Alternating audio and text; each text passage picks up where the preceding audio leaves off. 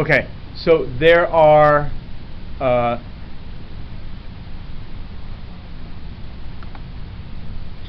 two major types of studies that you can do. First one is an observational study. I did an observational study last time. A survey is a kind of observational study. So if you just, for example, just ask who is comfortable taking a math class, that's an observational study. I'm just going out and finding information or finding out people's opinions.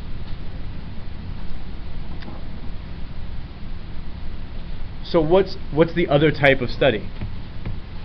An experiment, also called a designed experiment. So how is this different, or how would this look? Well, here's how we could turn finding out about people's comfort in a math class. Here's how we could turn this into an experiment. So I teach 2 sections of statistics. So you guys, I already think I like you guys better. So I'm going to tell you guys that I'm going to give everyone $1,000 and also an A in the class. The other class, not so much. I'm going to tell them that they're stupid and they're going to fail. Now I ask everyone in both classes, who is comfortable taking a math class? What is likely to happen?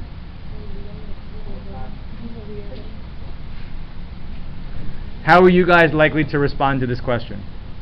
Comfortable. Yes, you're very comfortable. And how are students in the other class likely to respond? Oh, stupid. I'm going to fail. And how are they likely to respond to this question? They're not comfortable. They're not comfortable, right? Exactly. Okay. So this is what makes an experiment. So let's talk about specifically what this means. Let's talk about what this means in general. In an observational study, you observe and measure. So how can you observe and measure? Well, one way to do it is to simply watch people. Another way is to ask them. So you could be finding out their opinions, or you could be doing something like timing them. If you just time someone, that gives you information about them, and you don't have to ask them directly. So if you also think about what happened during the first class in the survey, there was the I like ice cream question. So asking people, do you like ice cream, yes or no, that would be an observational study. There's another way that you could find out about whether or not to what extent people like ice cream without asking them directly. You can just watch. For example, watch an ice cream shop and see how many people go in.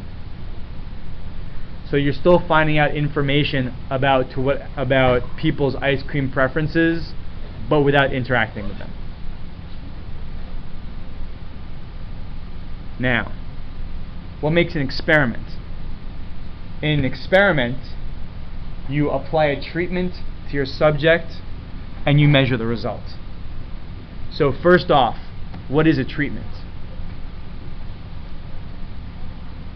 The treatment is what you do to the subject. What is a subject?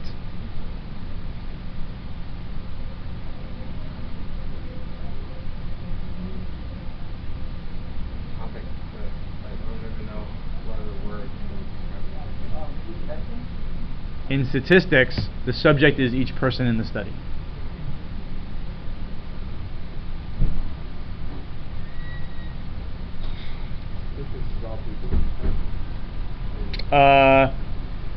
I keep saying people. It does not have to be people. So technically, I mean, in statistics, the term that you use are subjects. Subjects could refer to people. They could refer to plants. It could refer to whatever you're doing your experiment. It refers to whatever you're doing your experiment or study on. So that's whatever you're studying. Yes. Not necessarily every person. Each thing in the study.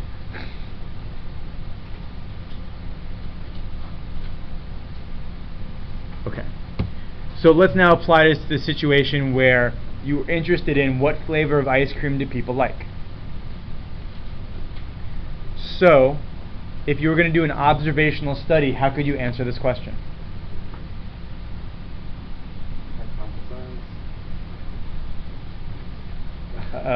See, now you're being all fancy. I'm wondering.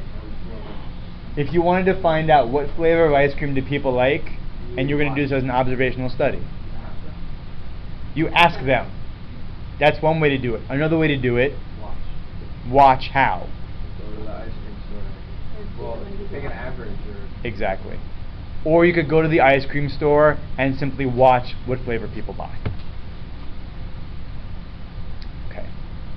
Now, what flavor of ice cream do people like? How could we design an experiment that would answer, that would give us information about this question? That'd be what I said first. You don't have to make an. We're actually going to deal with hypotheses later in the course. So that's a little more complicated, fancy sort of thing.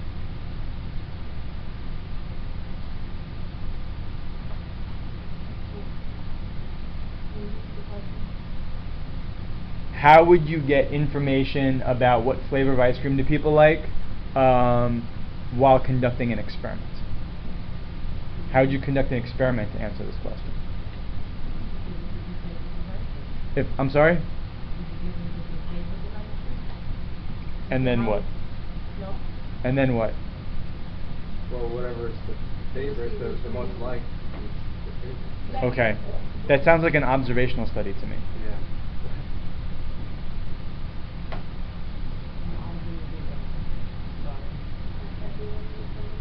Ask everyone which one they like. Is that an experiment? Or is that an observational study?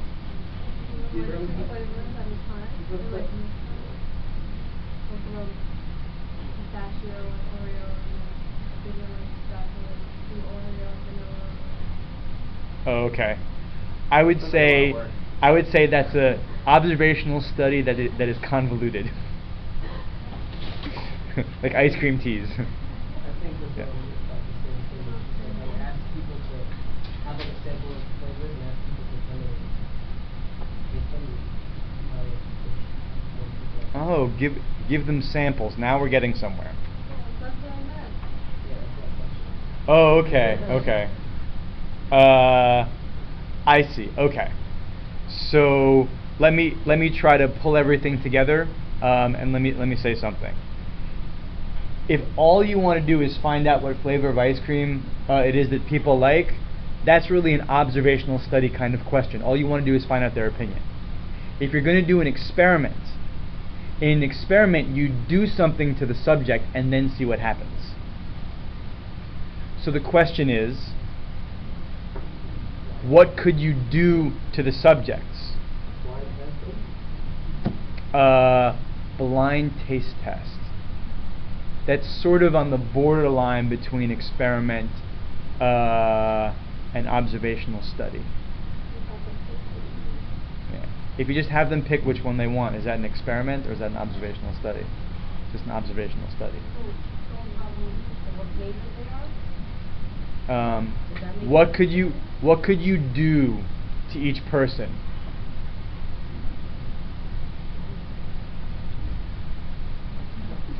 You can give them a sample. Give them a sample of all of them? No, just give them a sample of one of the flavors. And then see which flavor they buy. Wouldn't that still be an observation? No. Why would that not be observation?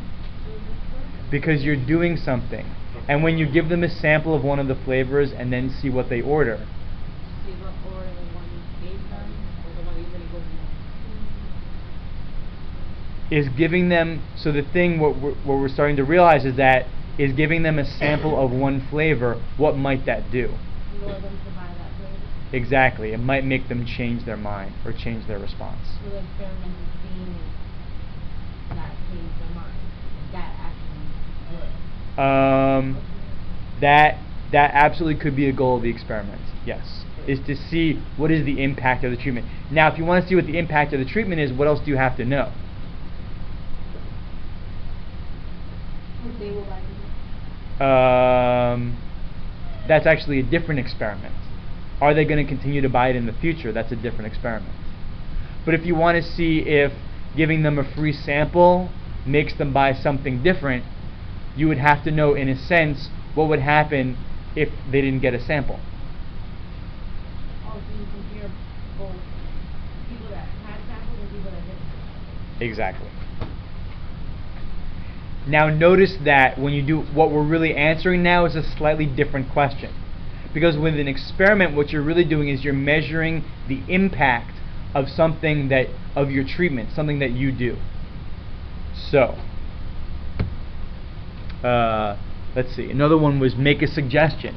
Hey, the strawberry is really fresh here, or something like that. Okay, somebody suggested give them a free sample. Now notice that when we give them a free sample, what we're really answering is, does making a suggestion, or again giving them a free sample, change the flavor that people order? Now in order to answer this question, we have to get some more information. So it's exactly what you said. We need to make a comparison in order to see the effect. Now it's not possible, generally speaking, to have one person both get a suggestion and not get a suggestion. You can't have one person both get a free sample and not get a free sample. So how do we actually set up this experiment? You have two groups, or two or more groups, generally speaking. First you have the experimental group. The experimental group, these people you make a suggestion to. They get the treatment. But again, you need something to compare that to. So that group is called the control group. With the control group, you do nothing. So the idea is that, for example, imagine you had 500 people in the control group and 500 people in the experimental group. At that point, if everyone in the experimental group got a free sample of chocolate and 98% of the experimental group ordered chocolate, whereas in the control group 30% ordered chocolate, you could probably conclude what? People like chocolate? Wait, That getting the free sample changed their mind, changed the mind of someone.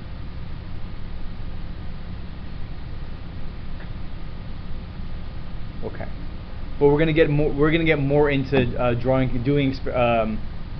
using data and drawing conclusions later in the course. But the idea is that with an experiment, typically you're comparing two things to see if the treatment, if these different circumstances have an impact. Okay. So in this experiment, who are the subjects? All people? Ice cream shop goers. Yes. Yes. Customers in the store buying ice cream. Okay. What is the treatment? A sample. Okay. Yes.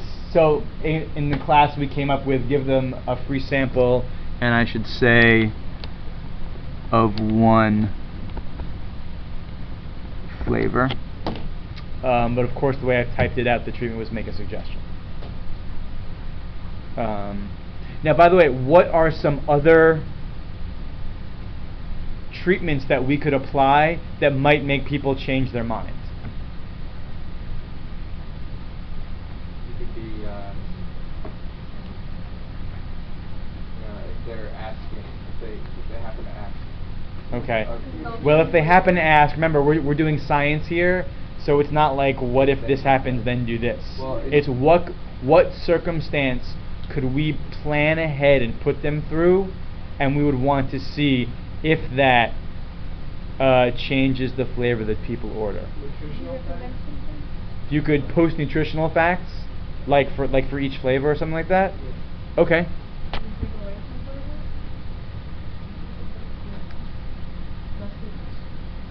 You could point them in another direction. They order Post vanilla. Say, you don't want that. Okay. I would say it's like making a suggestion. If you point them in a different direction. Okay. So post nutritional info. free sample. Yes. What kind of picture? Of one flavor or all the flavors? No, one, two, one, two. Oh, okay. So, Like make the picture less appetizing, like a vanilla bean versus a chocolate. picture display. Advertising. Okay. I think that what you said was made a lot of sense. Like, what if you get tell people, hey, the chocolate ice cream is fat free? Are people gonna be lower because just because it says that it's fat free? Oh, okay. Yeah, absolutely. Or are they gonna avoid it? Because everything is so nutritional. I do. How about it? Right. The chocolate on sale. Hey, there you go. Discount. Discount. Or buy one, get one. Right. Absolutely. Okay, so these are all, not only are these all reasonable things, these are all things that I think we know stores have done in order to, well, not only to get you in, but also possibly to manipulate or control what product or what flavor you buy. Now, do they work? How do you know? How could you figure out whether or not these things work? You could do an experiment. Okay. So notice that what we're talking about here to a large extent is advertising and marketing. That's a lot of what this particular question is about. So for example, let's say that you're a member of a marketing and advertising firm. If you were going to go to a client, would you say, hire us because we look trustworthy and nice?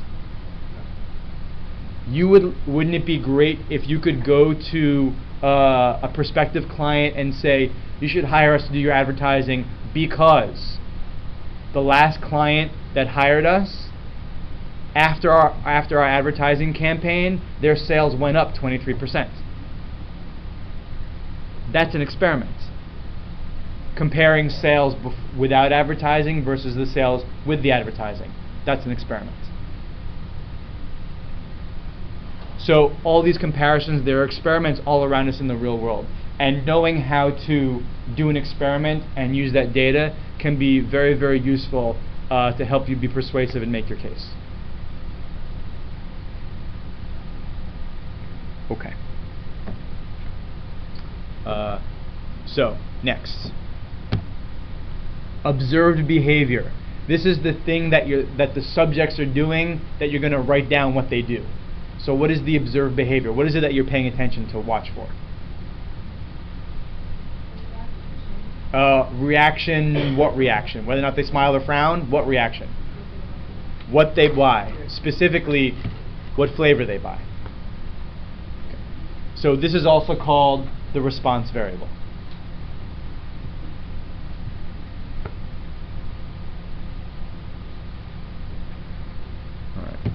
So again, the question which we're answering, which is also known as the research objective, does a suggestion affect the flavor they buy?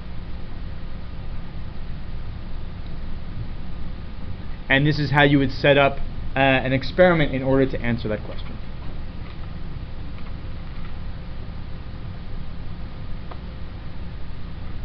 Does that make sense? Any questions? Which part? The response variable, someone said you're looking for their reaction. So the response variable is quite literally the reaction that you're looking for in this particular study. So in this study, which flavor do they buy? That's the response variable.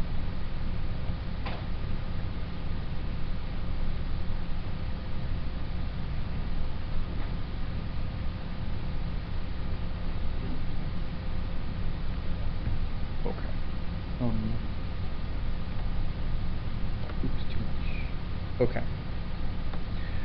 So again, remember these are the two different major types of study. So let's compare observational studies versus experiments directly. What is good about an observational study when compared with an experiment? people don't know that they're part of it.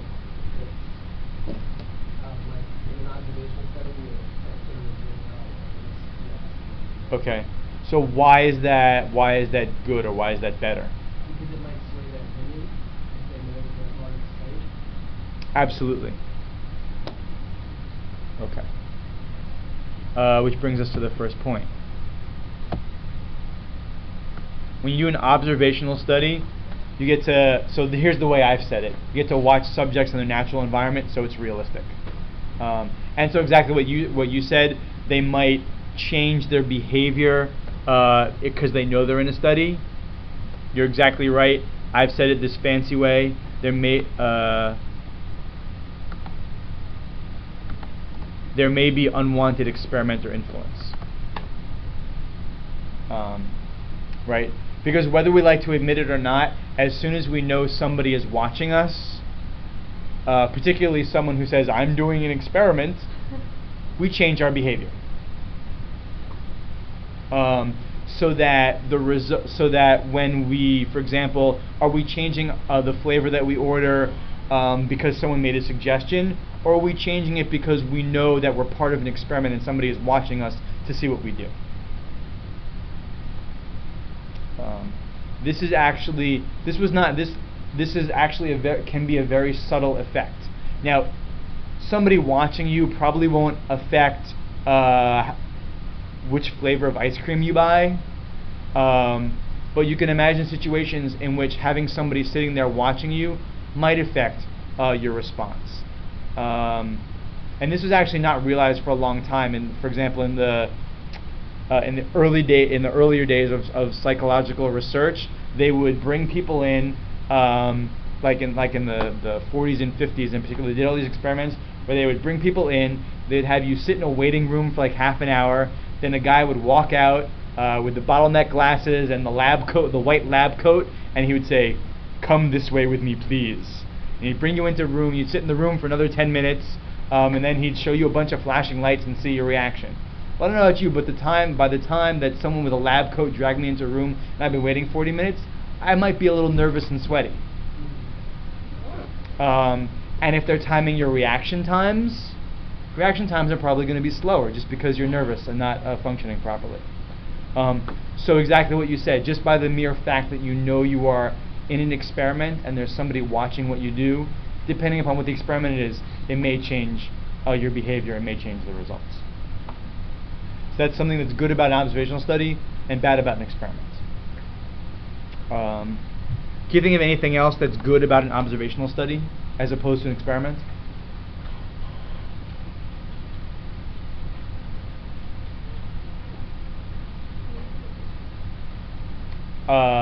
If you're the person doing the study, what would be better for you about doing an observational study as opposed to an experiment? It's free. It's free. You don't Yeah. necessarily have to pay. I don't know that you There you want go. to do. It's certainly cheaper to do, and not only costs for to pay subjects, but also costs for just setting everything up. Right? With an experiment, there's a lot more stuff that you have to set up, so it's more complicated, takes more time. Absolutely, I'll say cheaper and easier.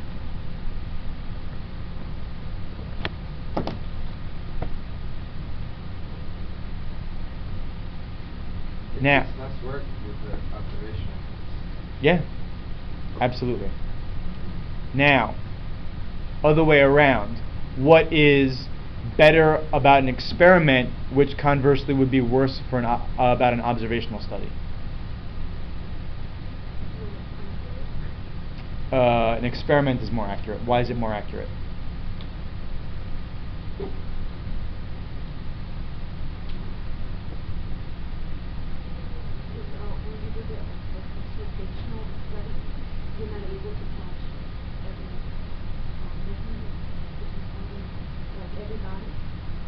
Okay.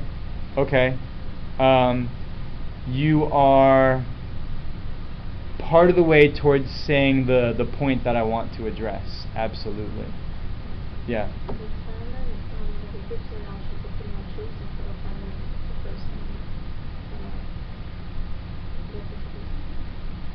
Okay, so you're both dancing around the same sort of the right idea, which is that in an experiment, what you have is control, and in an observational study, you either don't have control or you certainly have less of it.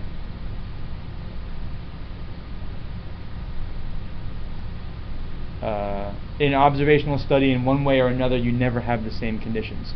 So, for example, let's think about our ice cream shop observational study. What condition? Let's say that you sit in an ice cream shop and watch people come in and watch what they order, as opposed to you have subjects, you have them come into a lab, and then you make a suggestion, and then you watch what they do with the little 3 choices of ice cream flavor in front of them. What sorts of things in the observational study might be going on and changing that might affect what are happening, might affect what they do? Any variable change.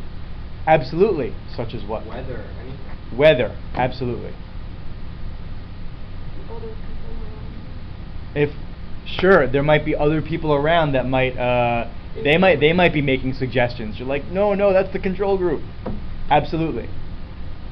So what other people are saying, other signs that might be up that you didn't necessarily want there. The weather changes from day to day. People might leave. Sorry. Oh yeah, if the shop sells out of a certain flavor, that's not good for your study, definitely. Okay. Like, I don't know about you, but I don't know, what's the heaviest ice cream flavor I can think of? Like double fudge, Rocky Road, chocolate chip cookie dough. You don't want that. So I don't know about you, but if it's 102 degrees outside, I'm probably not going to order that. Or maybe I will. I don't know. Right. Okay. So, but exactly like you said, all these other different variables may have an impact on what the person does, and you don't want to measure the effect of the weather. At least not in this study. You want to measure the impact of making a suggestion or something else. Okay. Any questions?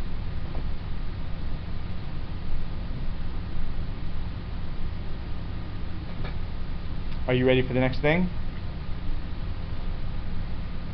Are you?